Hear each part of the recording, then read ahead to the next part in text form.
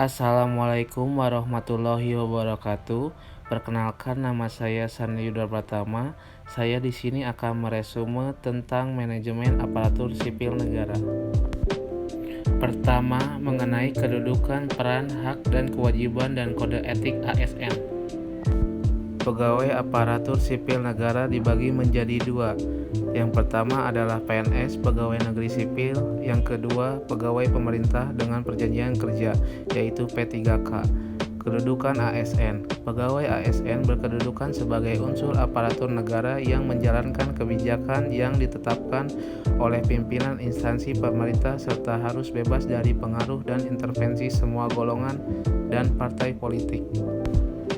Peran ASN, yaitu perencana, pelaksana, dan pengawas penyelenggaraan tugas umum pemerintahan dan pembangunan nasional melalui pelaksanaan kebijakan dan pelayanan publik yang profesional, bebas dari intervensi politik, serta bersih dari praktik korupsi, kolusi, dan nepotisme. Sedangkan tugas ASN yang pertama melaksanakan kebijakan yang dibuat oleh pejabat pembina kepegawaian sesuai dengan ketentuan peraturan perundang-undangan.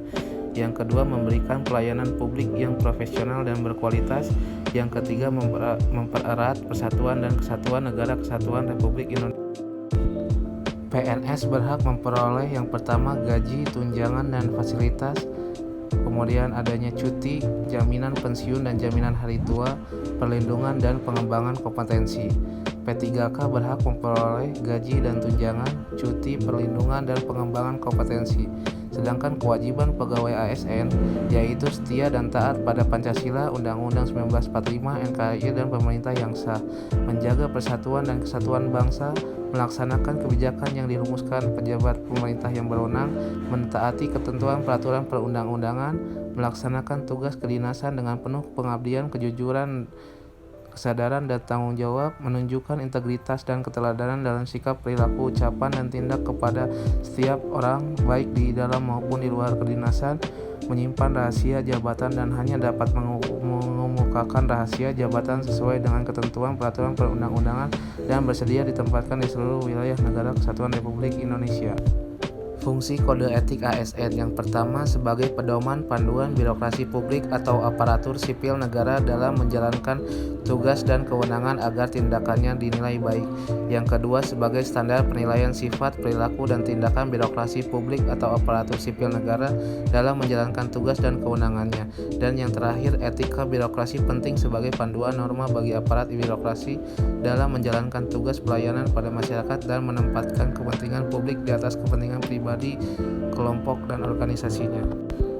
Apa itu sistem merit dan apa urgensi penerapannya dalam manajemen ASN?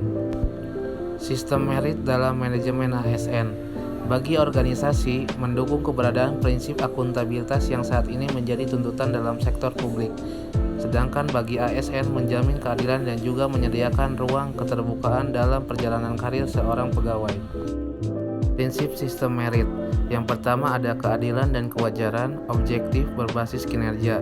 Pelaksanaan sistem merit dalam beberapa komponen pengelolaan ASN. Yang pertama penyusunan dan penetapan kebutuhan, penilaian kinerja, pengembangan kompetensi, promosi, mutasi, dan penghargaan.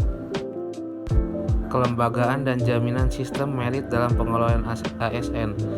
Ada Komisi Aparatur Sipil Negara KASN dan Kemenpan dan RB. Mekanisme pengelolaan ASN yang saya akan jelaskan adalah manajemen PNS, manajemen P3K, organisasi dan sistem informasi, dan pengelolaan JPT. Yang pertama yaitu manajemen PNS, dari mulai penyusunan dan penetapan kebutuhan, pengadaan, pangkat dan jabatan, pengembangan karir, pola karir, promosi, mutasi, penilaian kinerja, kemudian penggajian dan tunjangan, penghargaan, disiplin, pemberhentian, jaminan dan hari tua, pensiun, dan perlindungan. Yang kedua yaitu manajemen P3K. Yang pertama ada penetapan kebutuhan, pengadaan, penilaian kinerja, penggajian dan tunjangan, pengembangan kompetensi, penghargaan, disiplin, kemudian pemutusan hubungan perjanjian kerja, dan terakhir perlindungan. Pengelolaan jabatan pimpinan tinggi atau yang sering disebut JPT. Yang pertama pengisian JPT, yang kedua pengisian JPT di instansi pusat, pengisian JPT di instansi daerah, yang keempat penggantian pejabat pimpinan tinggi, yang kelima menerima pengawasan dalam proses pengisian JPT. Yang keenam, pegawai ASN yang menjadi pejabat. Organisasi Korps Profesi Pegawai ASN. Yang pertama, memberikan perlindungan hukum dan advokasi kepada anggota Korps Profesi ASN Republik Indonesia terhadap dugaan pelanggaran sistem merit dan mengalami masalah hukum dalam melaksanakan tugas. Yang kedua, pembinaan dan pengembangan profesi ASN. Yang ketiga, menyelenggarakan usaha untuk peningkatan kesejahteraan anggota Korps Profesi ASN Republik Indonesia sesuai dengan ketentuan peraturan perundang-undangan. Yang keempat, memberikan rekomendasi kepada Majelis Kode Etik instansi pemerintah terhadap pelanggaran kode etik profesi dan kode perilaku profesi. Sistem informasi. Sistem informasi ASN adalah rangkaian informasi dan data mengenai pegawai ASN yang disusun secara sistematis, menyeluruh, dan terintegrasi dengan berbasis teknologi. Sistem tersebut diperlukan untuk menjamin efisiensi, efektivitas, dan akurasi pengambilan keputusan dalam manajemen ASN. Sekian dan terima kasih. Wassalamualaikum warahmatullahi wabarakatuh.